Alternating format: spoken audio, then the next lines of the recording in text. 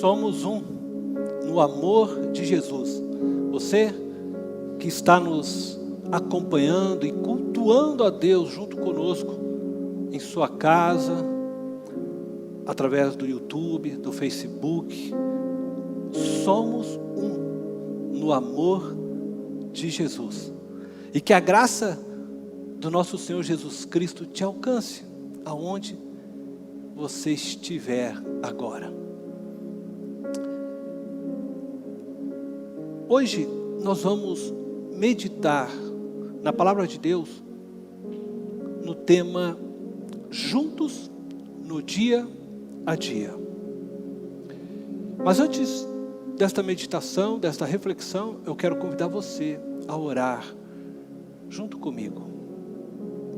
Deus amado e eterno, nós clamamos a Ti que ministre as nossas vidas através da Tua palavra. E eu me coloco nas Tuas mãos, Senhor, e peço que diminua eu e cresça o Senhor. Não permita que dos meus lábios saiam palavras geradas de mim mesmo, mas apenas palavras que venham do Teu trono, do Teu coração. E que o Teu Espírito possa se mover sobre mim e sobre todos aqueles que agora estão juntos, cultuando a Ti e ouvindo a Tua palavra. Que o Teu Espírito nos ensine. Que o Teu Espírito abra os nossos olhos e ouvidos para vermos e compreendermos o que o Senhor quer realizar em nós nesse dia. Em nome de Jesus. Amém. No livro de Atos dos Apóstolos, no capítulo 2, versículo 44, lemos as seguintes palavras: todos os que creram estavam juntos e tinham tudo em comum. O verso nos apresenta duas características que foram marcantes no início da igreja cristã. A primeira característica é que estavam juntos. E a segunda é que tinham tudo em comum.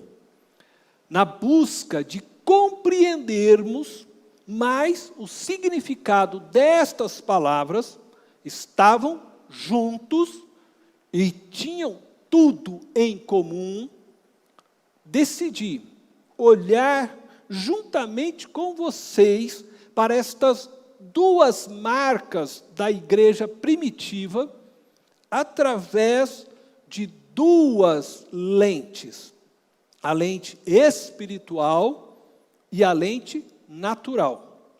No último domingo, olhamos para estas marcas através da lente espiritual, onde buscamos compreender o significado e as implicações de estarmos juntos na realidade espiritual, na unidade espiritual.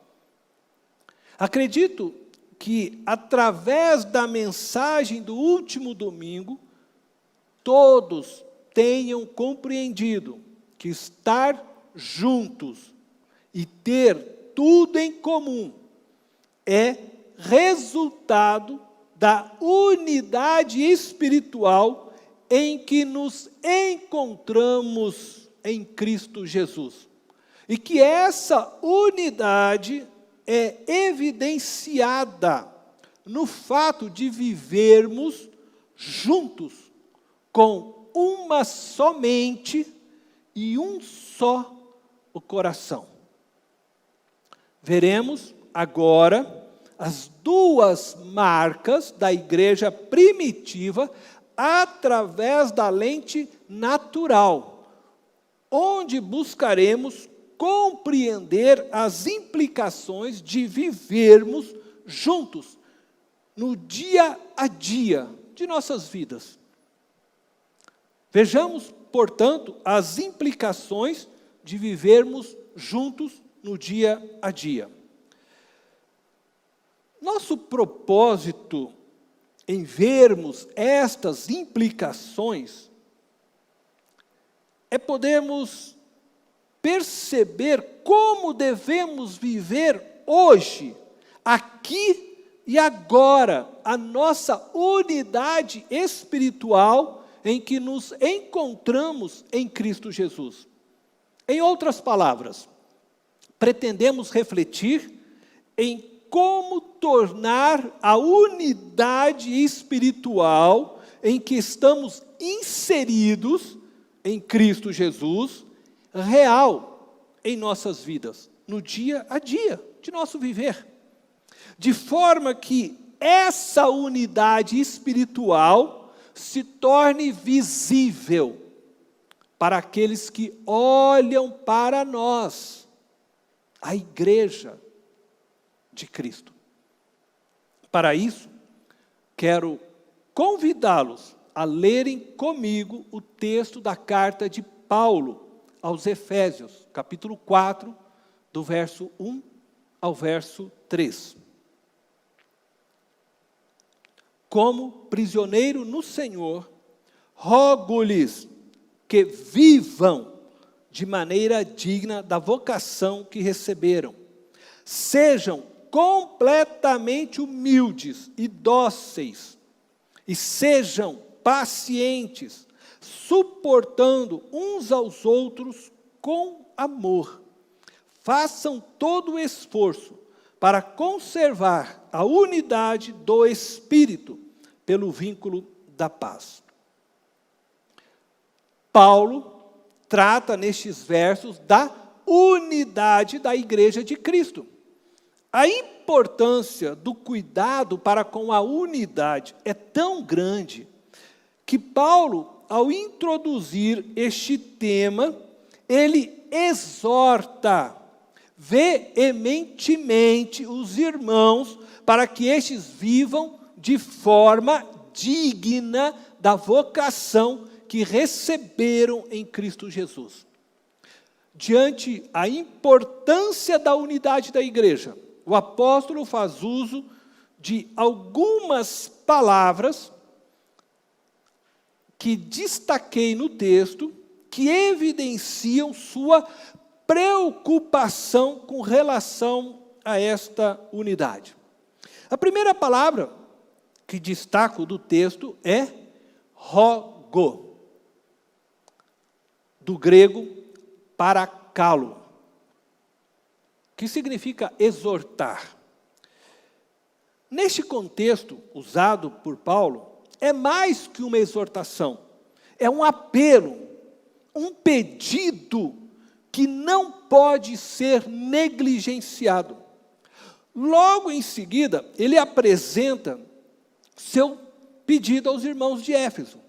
Seu pedido é apresentado através de 3 palavras que se encontram no imperativo e que são objetos de nossa reflexão hoje. Vivam, sejam e façam. Portanto, a segunda palavra que destaco é vivam. Essa palavra, como já disse, se encontra no imperativo. Paulo ordena para que os irmãos de Éfeso vivam, isto é, que eles tenham uma conduta prática no dia a dia que honrem a vocação que receberam de Cristo. Paulo descreve esta vocação que receberam de Cristo no primeiro capítulo desta epístola. Vou destacar 2 expectativas de Deus relacionadas a esta vocação que recebemos por meio de Jesus Cristo. A primeira expectativa de Deus é que nós, em Cristo, sejamos santos e irrepreensíveis. Efésios, capítulo 1, versículo 4, diz: porque Deus nos escolheu nele, se referindo a Jesus Cristo, antes da criação do mundo, para sermos santos e irrepreensíveis em sua presença. Podemos dizer que Paulo estava ordenando aos irmãos de Éfeso que eles tivessem uma conduta moral e ética que honrasse o chamado que receberam de Jesus Cristo. O padrão de vida moral e ético do crente não é o da cultura emergente de nossos dias. Não é o padrão propagado pelas mídias sociais, mas o padrão do reino de Deus. O crente tem que viver fazendo escolhas que exaltem e santifiquem o nome de Jesus, mesmo que essas escolhas signifiquem perder coisas neste mundo. Fazer sexo para manter o namoro não é uma escolha possível para o cristão. Mentir para manter o emprego ou fechar um bom negócio não é uma escolha aceitável para o crente. Mentir na declaração do imposto de renda para não pagar mais impostos não é uma escolha possível. Não assumir diante os amigos que você é cristão com medo de ser zombado não é uma escolha aceitável. Viver um relacionamento homossexual não é uma escolha possível para um cristão. Pular carnaval não é uma escolha possível. Enfim, não viver uma conduta moral e ética que exalte o nosso Pai, que está nos céus, que não honre a vontade dEle para nossas vidas, é trabalhar contra a unidade espiritual em que nos encontramos em Cristo. As palavras de Paulo à igreja de Éfeso também são para nós hoje. Por isso digo a vocês, vivam de modo digno da vocação que receberam por meio de Jesus Cristo. Sejam santos e irrepreensíveis na presença de Deus, não se deixando ser vencidos pelo mundo, não tendo o mundo como referencial para suas escolhas e decisões na vida. Jesus venceu o mundo, isto é, Ele não deixou que o mundo se tornasse o referencial de suas escolhas e decisões. Jesus viveu fazendo a vontade do Pai e dessa forma conservou sua unidade com o Pai. Outra expectativa de Deus com relação à vocação que recebemos de Cristo está na forma de nos enxergarmos em nossa relação com Ele. Deus nos predestinou, por meio de Jesus Cristo, para sermos adotados como filhos. Efésios capítulo 1, versículo 5. Em amor, nos predestinou para sermos adotados como filhos, por meio de Jesus Cristo, conforme o bom propósito de sua vontade. Deus nos predestinou, por meio de Jesus, a sermos filhos adotivos. Ele espera que sejamos e vivamos como filhos, assim como Jesus. Jesus viveu plenamente conectado com o Pai, sendo dirigido pelo Espírito Santo em tudo o que fez, em tudo o que realizou, enquanto andou nessa terra como homem. O chamado de Jesus incluiu a adoção como filhos. por parte de Deus Pai, de todos que nele creram. De todos que hoje creem, e de todos que ainda vierem a crer. Portanto, em Cristo, somos vocacionados a fazermos parte de uma nova família, a família de Deus. Os irmãos de Éfeso estavam sendo exortados, desta forma, a viverem em uma unidade plena com Deus, e automaticamente com essa família. Isso significava para eles, naqueles dias, que não importava qual a origem ética daqueles que faziam parte da igreja de Éfeso. Paulo estava dizendo a eles que agora todos eram filhos de Deus. Isso os tornava irmãos.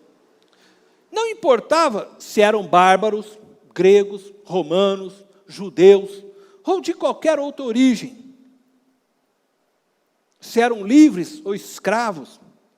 Em Cristo eram todos filhos do mesmo Pai que está nos céus. Portanto, irmãos em Cristo.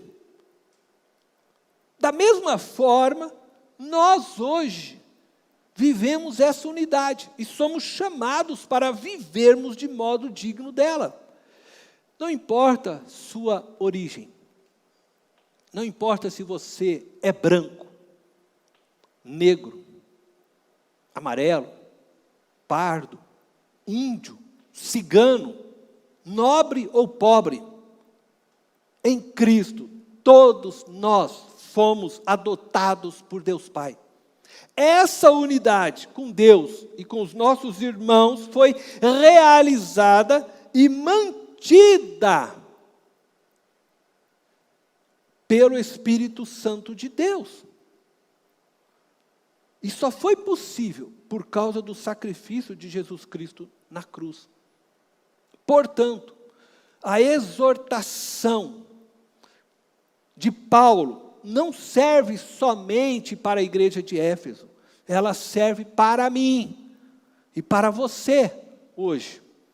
Paulo está nos chamando a vivermos de forma a honrar essa unidade que temos com Deus e com os nossos irmãos em Cristo. Paulo está dizendo para termos uma prática de vida no dia a dia que honre essa unidade.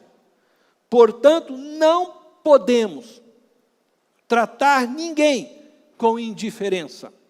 Não podemos fazer acepção de pessoas. Não existe espaço na igreja de Cristo para o racismo. Não existe espaço na igreja de Cristo para o xenofobismo.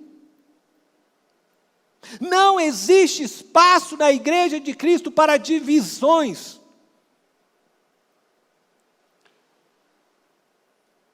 A terceira palavra que destaco é a palavra sejam. Essa palavra também se encontra no imperativo.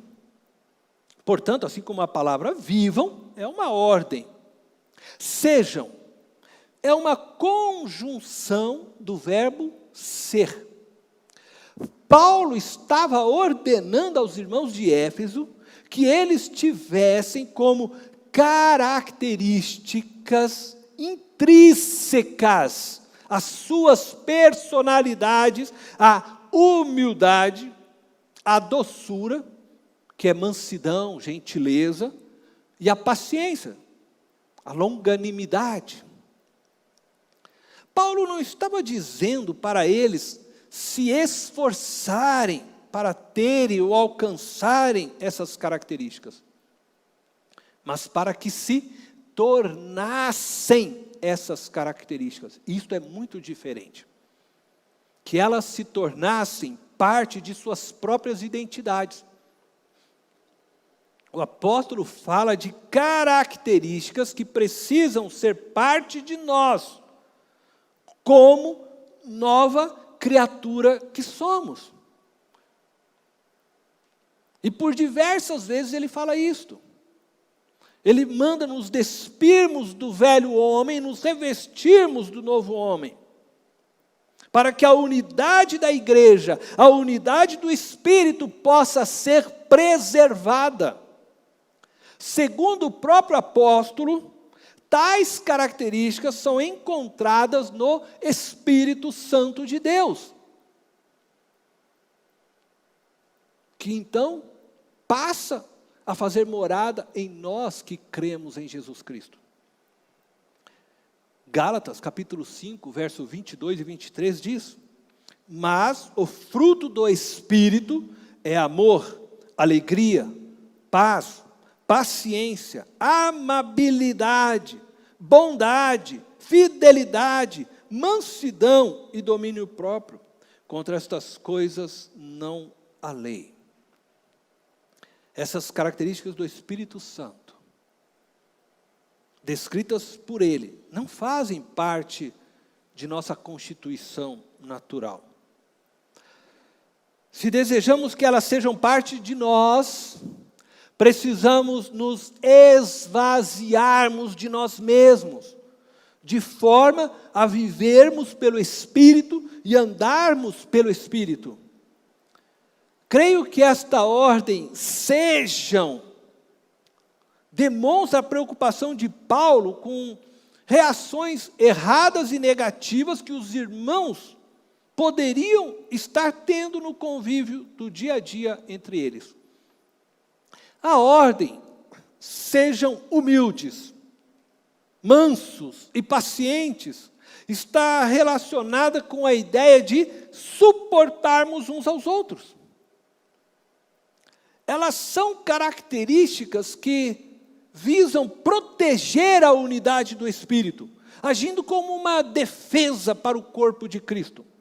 Ser humilde, ser manso e paciente é uma forma reativa que dá suporte e promoção à unidade do Espírito. Preste atenção. Ser humilde, manso e paciente é uma forma de reagir a insultos, maltratos, mentiras, fofocas, incompreensões, acusações, defraudações, inveja e outras coisas, confiando unicamente na justiça de Deus, e assim conservando a paz e a unidade do Espírito. Diante dessa ordem de Paulo, digo a vocês hoje: sejam humildes, mansos e pacientes, suportando uns aos outros com amor. Não busquem fazer justiça própria, não busquem vingança, não busquem se justificarem, apenas sejam humildes, mansos e pacientes, suportando o outro com amor, mesmo que este te fira. Seja a atitude de vocês a mesma de Cristo Jesus. Ele esvaziou a si mesmo, foi ferido, morreu como maldito numa cruz, em silêncio, tudo suportou, por amor a mim e a você, que está me ouvindo. Portanto, digo novamente, sejam humildes, sejam mansos, sejam pacientes para com as demais pessoas. A quarta palavra que destaco é a palavra façam. Mais uma vez temos aqui um imperativo, uma ordem clara do apóstolo. Agora Paulo não está se referindo a algo que deveria estar intrínseco à personalidade dos irmãos de Éfeso, mas que eles deveriam fazer. Paulo estava falando de ações concretas que precisavam ser praticadas por eles para manterem a unidade espiritual. O apóstolo pede a eles que façam todo o esforço neste objetivo, que eles dessem o máximo de si mesmos para conservarem a unidade do Espírito pelo vínculo da paz. Eles deveriam colocar toda a energia deles para manter a paz entre eles, e dessa forma conservar a unidade da igreja, ou a unidade do Espírito, pois é o Espírito de Deus que torna a unidade da igreja possível e real. Quando Paulo ordena a eles que façam, o apóstolo está se referindo a ações e reações positivas, que promovam a paz, que fortaleçam os laços entre os irmãos. Enquanto a ordem é protetora, é como um escudo, visando preservar a paz, a ordem façam é um ataque, com o fim de promover a paz.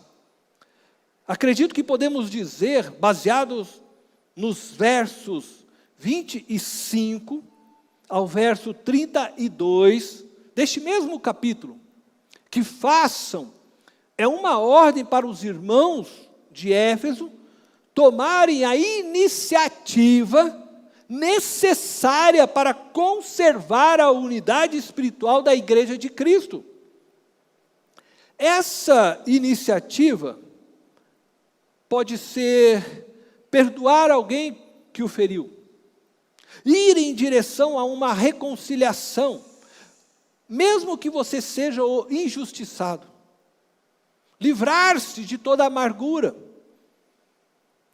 Quando se encontrar irado, se conter para não pecar. Essa iniciativa pode ser ainda socorrer alguém com necessidade espiritual, emocional ou material, estender as mãos para quem precisa, seja de uma oração, de um abraço ou de alimento. Não furtar nada de ninguém.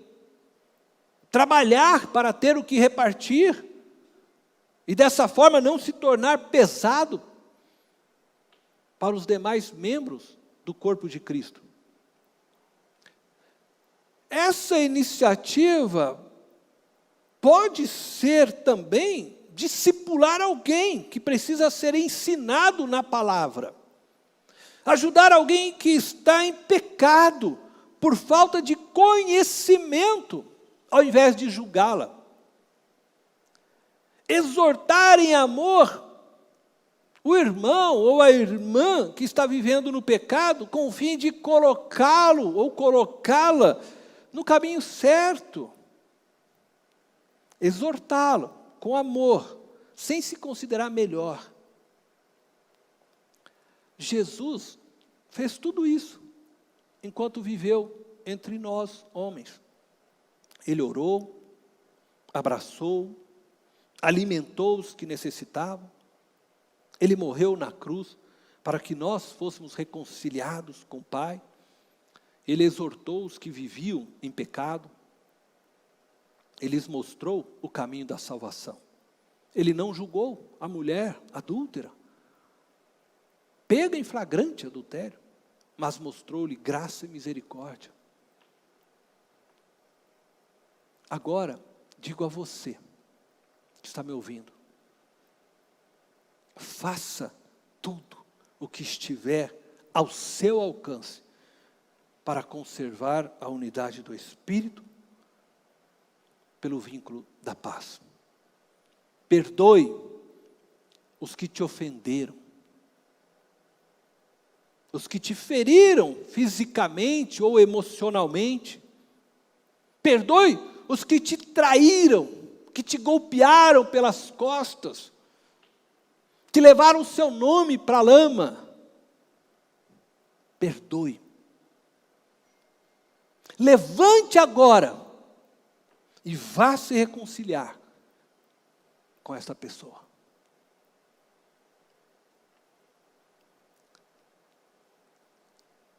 Estenda as suas mãos para os que necessitam. Ore com aqueles que estão espiritualmente fracos. Abrace os que estão emocionalmente vulneráveis. Reparta seu pão com aqueles que estão sem pão. Não julgue a ninguém, pelo contrário, demonstre compaixão para com o teu próximo. Estenda as mãos para ensinar, para corrigir, mas em amor. Faça assim, e você conservará a unidade do Espírito, da Igreja de Cristo. Eu quero concluir com as palavras do próprio apóstolo Paulo, que se encontram nos versos seguintes deste capítulo. Eu quero ler o verso 4, 5 e 6 com vocês. Há um só corpo e um só Espírito. Assim como a esperança para a qual vocês foram chamados é uma só. Há um só Senhor, uma só fé, um só batismo, um só Deus e Pai de todos, que é sobre todos, por meio de todos e em todos. Paulo apresenta nestes versos o porquê nós cristãos devemos nos esforçar diariamente pela unidade da Igreja de Cristo. Ela não é uma instituição física, ela é espiritual. Portanto, transcende e ultrapassa qualquer instituição ou associação que possua suas bases nas coisas deste mundo. Viver juntos é necessário. Viver juntos não é uma questão de escolha para nós cristãos.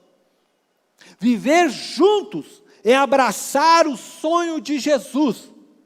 Por isso, nossa visão como igreja é ser uma comunidade onde cada membro seja uma expressão do amor de Deus.